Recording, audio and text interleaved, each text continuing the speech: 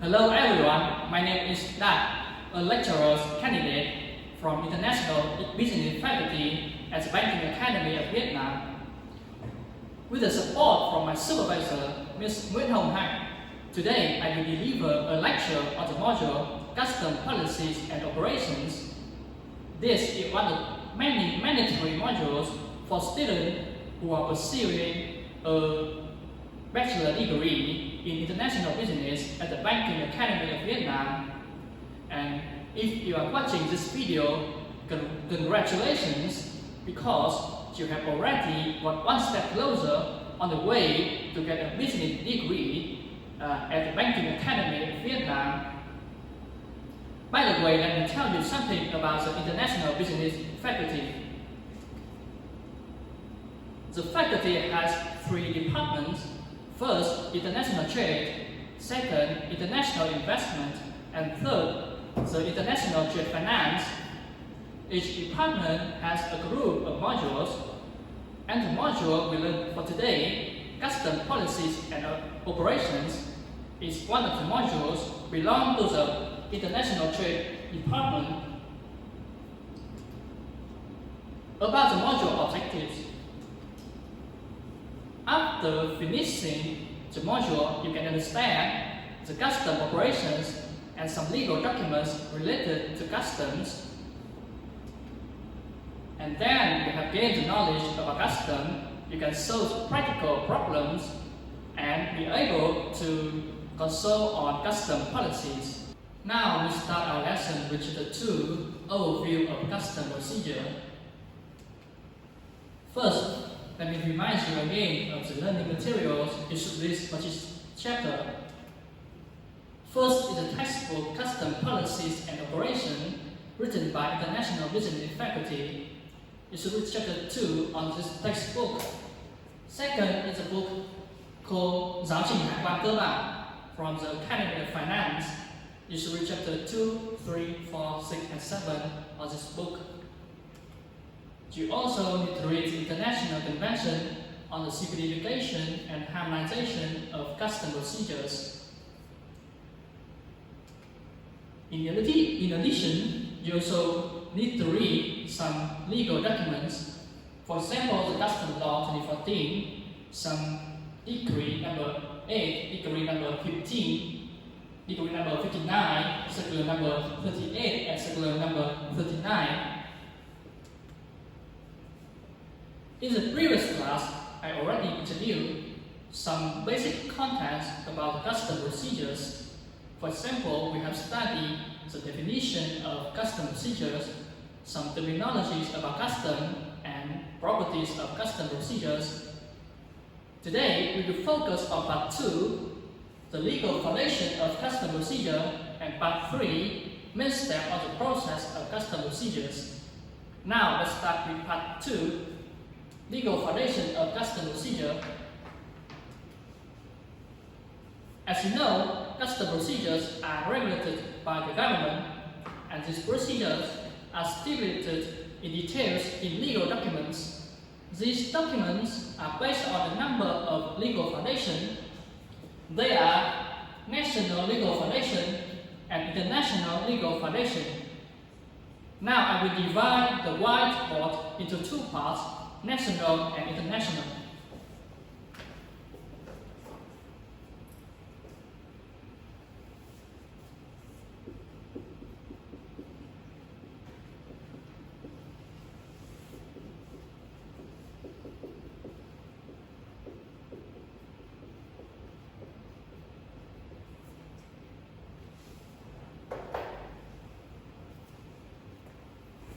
I have a small exercise for you. I will invite 2 students to come here to write on the board at least 3 legal documents associated with each part. Volunteers?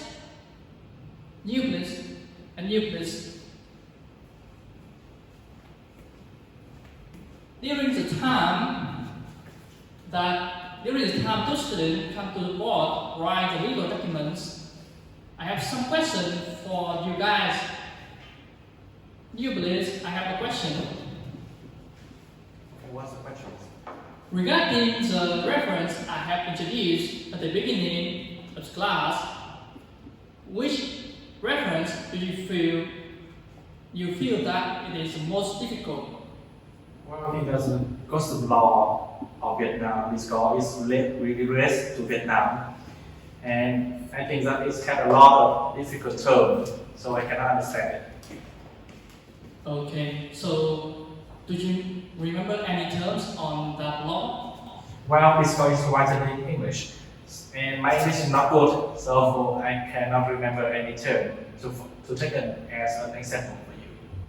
So my suggestion is that you should prepare two versions, one in Vietnamese and one in English, so you can look at two versions and see what it means. So, okay, thank you.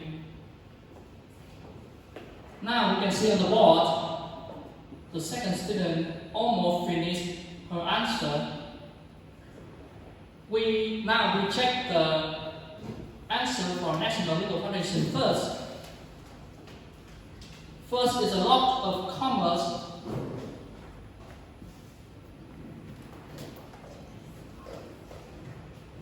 Correct.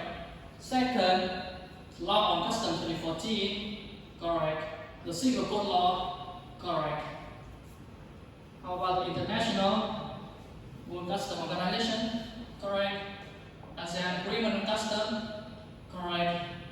The maritime laws? Wrong.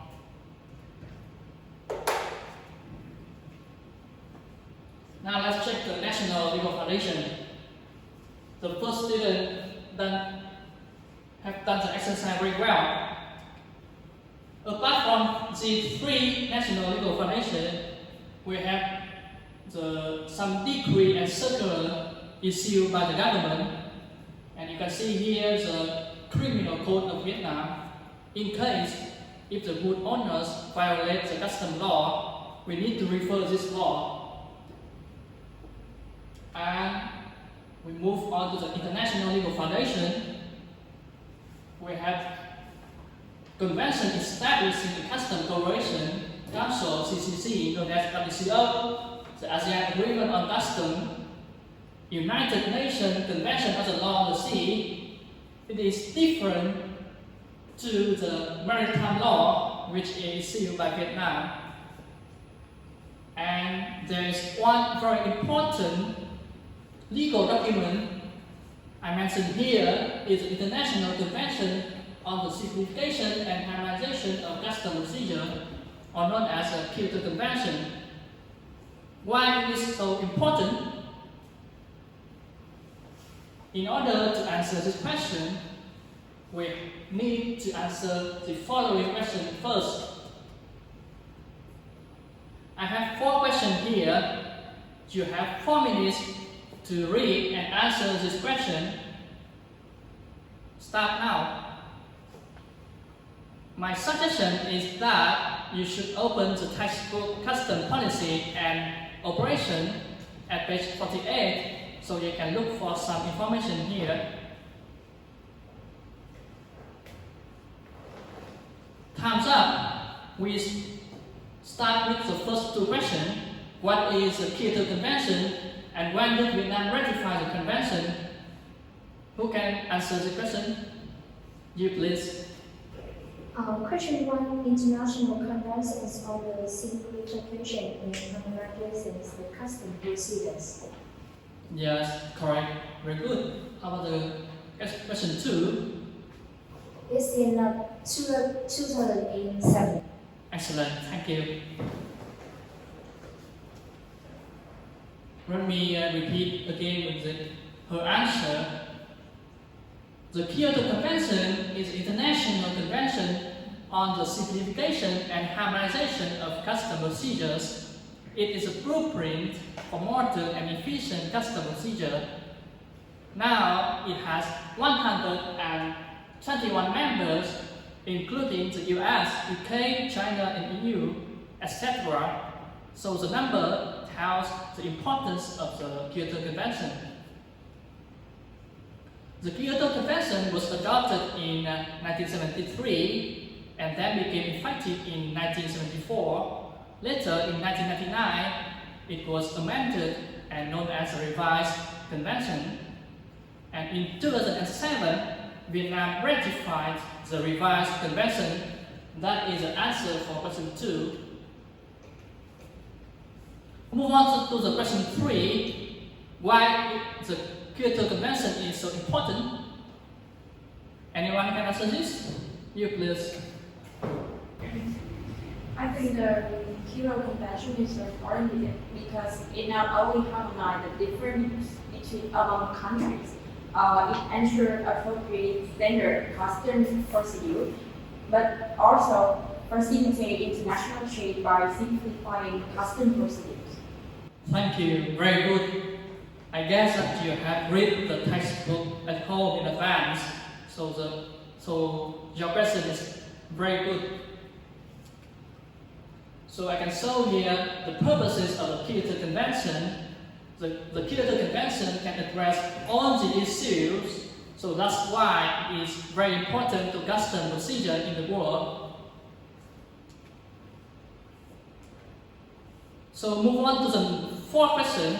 What is the structure of the Kyoto Convention? You please. In our result, the Kyoto Convention includes 5 sections, respectively the protocol of amendment, the body, the general annex, the specific annex, and the guidelines. Yeah, the specific annex. Thank you. Correct. So we have 5 sections of the Kyoto Convention. You read the book so you know the answer. Another way to find the answer for this question is that you can find the full text of the revised Kyoto Convention on the website wcomg.org. I repeat again, wcomg.org. Here is a screenshot of the website. In this picture, you can see the structure of the revised Kyoto Convention. You can see 2 sections here. The first section is a protocol of amendment, and the second section is a body, including 5 chapters. The next section is a general annex, including 10 chapters. And this picture, you can see 2 other sections, the specific annexes and specific annex guideline. We have specific annex from A to K, and each specific annex has its own guidelines. So in summary, we have 5 sections: protocol of amendment, the body, general annex, specific annex, and the guidelines. That all for the legal foundation of custom procedures. Let's move on to the part 3, main step on the process of the custom procedures.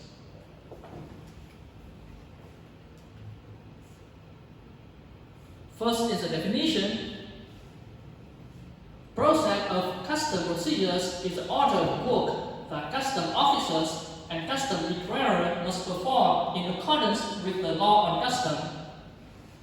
You can see in the definition there are 2 performers here, the custom officer and the custom declarer.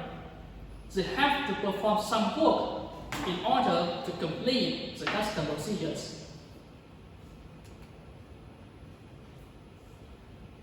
We continue with a small exercise. 2 students work in pairs and play roles. One is a custom officer and the other is the custom declarer. So your task is to fill in the blank cell the work that each one has to perform in order to complete the custom procedures. You have 3 minutes to finish this task. You can see here there are different cells in different colors, so pay attention to the color of the cell. Moreover, we have 3 steps here: step 1, step 2, and step 3. We have this column belong to the custom declarers, and this column belongs to the custom officer. We have 4 blank cells, 1, 2, 3, and 4. Time's up. Are you ready to answer the questions? Anyone can fill the first blank cell for me, please? You, please. The custom officer will receive and register. Great. Thank you. So the answer here is receive and register. We move on to the blank cell number 2. Who volunteers? You, please. Well, I think that declarers must show the documents and show the goods. I think so. Do you pay attention to the red colors? Yeah. Okay. Can you answer the next question? The blank cell number 3? Well, when the declarer shows the documents and the goods, I think that officer will need to check this. I mean, check the document and check the goods that declarer show up. Well done. Thank you. Here is answer. So let me explain more so you can understand from start to step 2. So the process begins with step 1 when the custom declarer submits the custom declaration documents, and then the custom officer have to receive and register the declaration. Move on to step 2. As you know, nowadays almost all the declarations are submitted electronically, and just small number of declarations are submitted in person. So I will talk about the electronic custom here. There is one software uses red, yellow, and green channel system.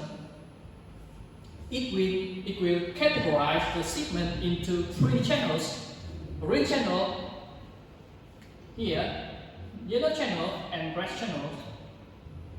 When the goods are classified as green channel, the custom declarer only submit electronically and move straight to step 3. However, but the shipment is classified as yellow channel, the custom declarer have to show the custom documents in papers. That means they need to go to custom office to show up these papers, and then the custom officer have to check custom documents. And in the scenario 3, if the goods are classified as red channel, the custom declarer have to show the custom documents in paper and show the goods or vehicles at the custom office. And then the custom officer will check the custom document and check the goods and vehicles. So move on to the next step. The custom declarers will pay taxes and custom fee, and we have remaining blank cell here. Who can answer this for me, please? You, please. My answer is in custom clearance decisions. Excellent, thank you. So the final step is that custom officer will make the clearance decisions, so the goods owner can take out the goods from the port. That's the whole process of custom procedures. Along the process, you need to know about the rights and obligations of the custom declarer and custom officers. Do you know what is the difference between the right and obligations? Anyone can know the difference between the right and the obligation? You, please. What is the difference between the right and obligation? Well, I think the obligation, that's something that you need to do, you must do, but I don't know clearly about the rights. Can you explain for me, please? Thank you. So you write obligation that means you have to do, but the rights mean you can do it or you cannot do it. It's not problem at all. How about the punishment if I will not do the right? Do I receive the punishment?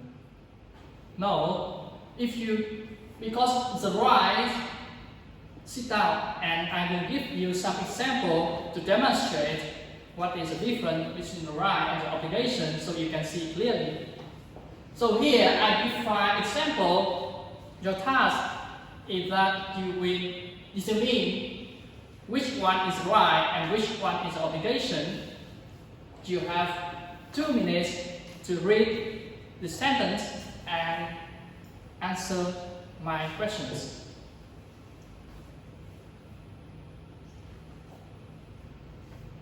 Time's up. We start with the first row, submit custom declarations. This is the obligation of custom declarers because if they want to import or export the goods, they have to submit the custom declarations. Second, examine the goods before the custom declaration under custom officer supervision. This is the right of the custom declarer because if the custom declarer, if they don't do this, it's okay. So the goods can go straight to step 1, submit the declaration document to the custom officer. Sentence 3, be responsible for the reliability of information written on submitted documents. This is the obligation of the custom declarer. And pay tax and custom fees is also the obligation of the custom declarer. And how about the sentence 5, report illegal acts of custom officer?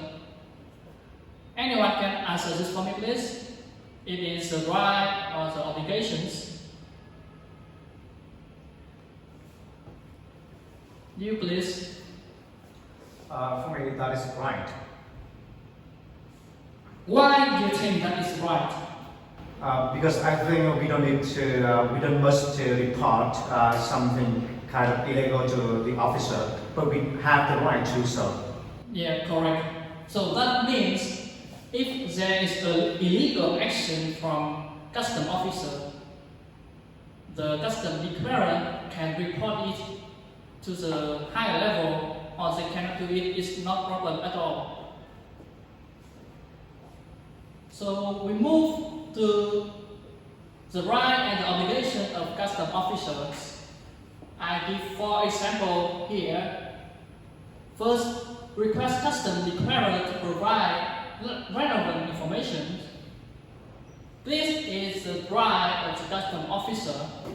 So just only in case the custom declarer do not submit all necessary document, so the custom officer will request the custom declarer to submit the full document to support the custom declaration. Sentence 2, provide guidance to custom declarer. So every time if the custom declarer asks for the guideline from the custom officer, they must do the guidance and provide guidance to the custom declarer. That's the obligation. How about the sentence number 3?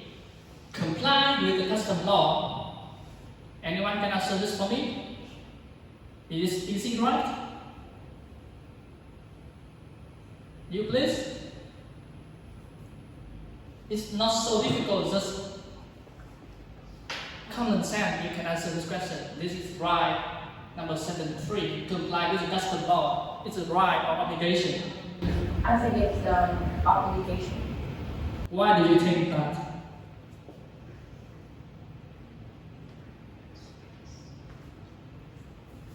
Do Do you see the word law here?